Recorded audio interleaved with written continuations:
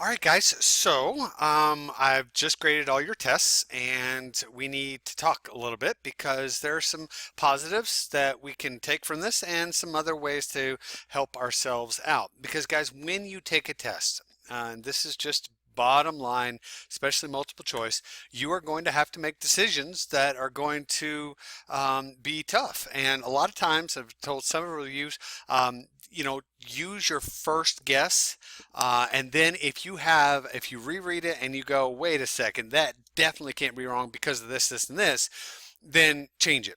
But if not, don't change the test. So I want to show you something, kind of an interesting way of looking at this. So this is overall, this is our test for this class as a whole, everyone that's taken it. And so we had an average score of 77. All right, so that's good. I had a high score of 96, and not as good from the lower. And it's fine because we've got some things coming up for you. So don't worry about that. We've got it. Okay. So there's a couple things that I love to look at this with statistics, right? Or the analytics, as we call them. So you can look and see how many people did for each one what they chose, right? And I always look at this because I say, okay, what did I not do? What did I not help my students understand, all right? So for example, which did not keep African Americans voting, 10 of you chose the grandfather clause. Well, the grandfather clause was where you could actually bring it in, those that were previous white voters, they could actually vote even if they couldn't read or if they didn't have money. So if you could vote before the Civil War, then you were grandfathered in, and that's, one of those things. So reciprocity, I think maybe is because the reciprocity, you didn't know necessarily maybe what that word meant, all right? And so those are things to reciprocate, to give back, to go in circle. That is the way reciprocate means. All right. So I look at down here. Maybe I'm looking at different options. Basically, it looks like 13 of you decided that this was not the best answer, and so. Last third of the 19th century, steel became more widely used. The Bessemer process, that was really that converted iron to steel. So that was kind of a knowledge level that you needed to have with the vocab, right? So I'm looking down here. A lot of you maybe got this one wrong. 1881 and 1882. Maybe you thought that was, but this was the Pendleton Civil Service Act. That was after Garfield. Remember, it wasn't until McKinley was shot and assassinated that the civil service went, oh yeah, maybe we need to defend the president, all right? So it looks like 10 of you, so this one was a tough one. True of the philosophy of social Darwinism. Basically, the idea, right, is that the rich become richer and the poor, they're just not able to be successful. So that means that we're born superior if we're successful. And that's really the case there, okay? And no, I know sometimes you think, well, you see the statement all. Well, you got to be careful in the high school, college level. If you see that, you just need to see that because right here, business is to be supported by the government to help them succeed. Remember, laissez-faire says nope, nope, nope, nope. We don't want that, okay? And yes, the government should issue policies, but that wasn't a part of social Darwinism concept. Okay, so those are the types of things that I'm looking at that I'm saying, hey, how can I help? Obviously, there was some stuff here. Ellis Island different from Angel Island, obviously on separate two separate places, and then you've got Angel Island. They were coming from the Chinese side of it, and of course, remember you got the Chinese Exclusion Act, so they got that. A vertical integration, it just seems like you guys maybe missed those up, all right? So vertical is the up and down, owning all aspects of the productions or creation and distribution. So that's a vertical type of philosophy. So merging with companies producing similar results, if you got a level plane, that is the horizontal aspect of that, okay? Um, let's see, did pretty good on that one. Progressive movement, they really didn't focus on civil rights. We did talk about civil rights during the progressive era, but it was really during actually the more of the immigration time because there was some movement on there. But progressivism did focus on societal government and reforms and voting. Okay. Populist Party, they were the forerunner of the progressive movement. They had that 8-hour workday. They said, we want women to vote. We need to make sure that we protect our kids, all those kind of things. All right. Let's see, not a solution. So this is not, houseboats definitely were not a solution for limiting space in cities. Yes, they're outside, but they're expensive to run, they're dangerous. So suburbs to get the people outside of the cities, to build skyscrapers, go up, and then of course tenement housing to house more people in one smaller region. Okay, this one is definitely increased profits. Anytime you see cartels, monopolies, trusts, anything dealing with business, they always want to increase profits. So that's a great one to think about. Laissez-faire. Remember, laissez-faire and social Darwinism. We've had another question like that before. The Bull Moose Party. William Taft was a Republican, so that was just something we needed to study a little bit more. I think he was not the candidate for the Bull Moose Party. It was Teddy Roosevelt that was the candidate. So we got that reciprocity idea again. So if you saw that once, you probably want to look back at it. Let's see, antitrust. This one, the 19th Amendment was right here. So right here on the box, it's 19th Amendment. So make sure you look at the picture closely, that it comes up. Okay. Muckrakers exposed political and business corruptions. So when you talk about some things like this, you've got the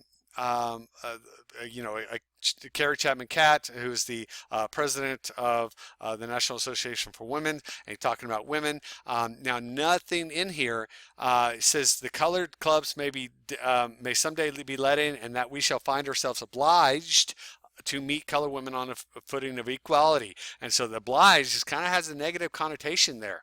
And so that's kind of they didn't address this. They focus, well, it's okay to still be segregated, and obviously that's not, but that was part of that process there.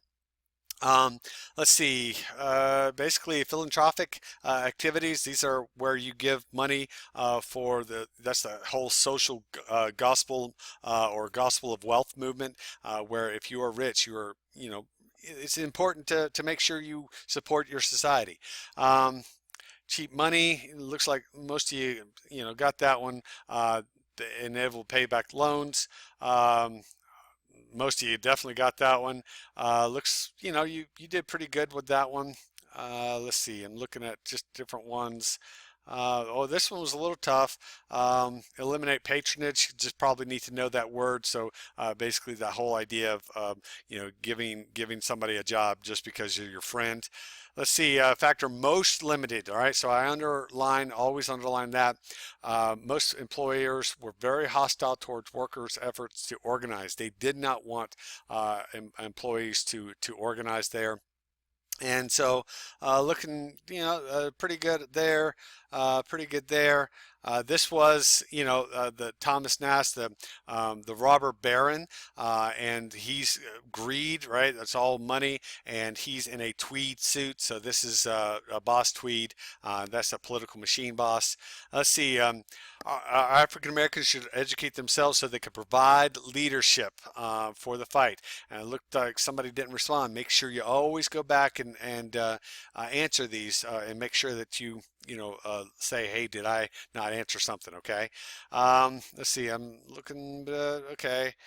Progressivism was basically halted by World War I. We just couldn't go on because we were too worried about other stuff. Let's see.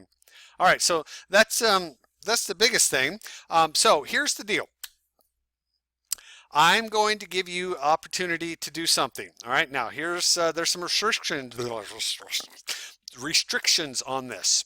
What that means is you are going to have to do something within a time limit. Okay. And I'm going to give you a week. Okay, so I think it's a pretty fair time limit. All right, so here's what we're going to do. I'm going to give you an extra credit opportunity. All right, so it looks like my thing is a little out of whack here, but it says AH2 Unit 1 test extra credit. So you should complete the Unit 2 or AH2 Unit 1 test extra credit to receive up to 33 points. 33 points, Dr. Town. That's a lot of points. Yes, it is. student, because I'm giving you the opportunity to do this. It's all multiple choice.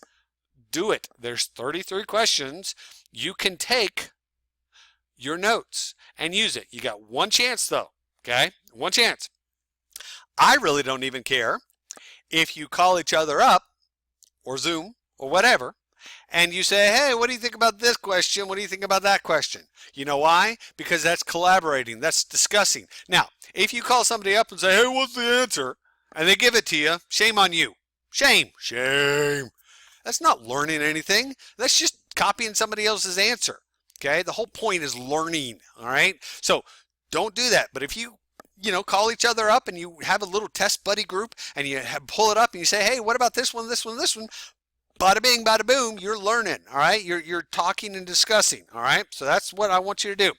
So you will have up to one opportunity to take, and you will be giving up to 100 points. I do not give over 100 points. So if you get a 97 and you do all of the test, extra credit, and you get 100 on it, you'll get 3 points up to 100. If you got a 70 and you do all of the test, you will get 30 points up to 100. Is that fair? Is that fair? Yes, it is fair. And here's why. Because what you may understand at that 97, somebody else might not have understood at that 70. And it's okay. It's okay. Because I give you just as much of a benefit as I give to another student. Okay? I am very, very firm on that. I think it's fair. I think it allows you the opportunity to do it. You might say, I have a 97 and I'm not going to do it. Well, that says a lot about you, that you're not willing to learn a little bit. Okay? So don't do that. So here's the only caveat. Okay? You all will be able to use your notes, but it must be completed by Wednesday, September 23rd. That's next Wednesday by 11:59. I am not going to take it any more after that. Not going to do it. Not going to do it. Okay? Won't happen. I'm not going to take it after 11:59, September 23rd. Matter of fact, you're not even going to be able to access it. Okay? So you got 20 or a week to do this. I'm opening it up here in just a few minutes where you'll be able to access this and you'll be able to get it done with. After that, it's up to you. You choose to do it. You choose not to do it.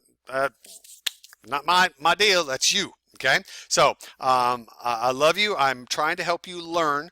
This is the first test. I get it. You're like, gee, Dr. Towns' tests are hard. Yeah, they are. But I guarantee this. If you can pass Dr. Towns' test, you can pretty much pass any other test that you would come across for a while. All right. Now, if you're master and doctor level, maybe not so much. But the concepts are the same. All right, I'm going to stop talking so you can start taking your extra credit test. Bye, guys.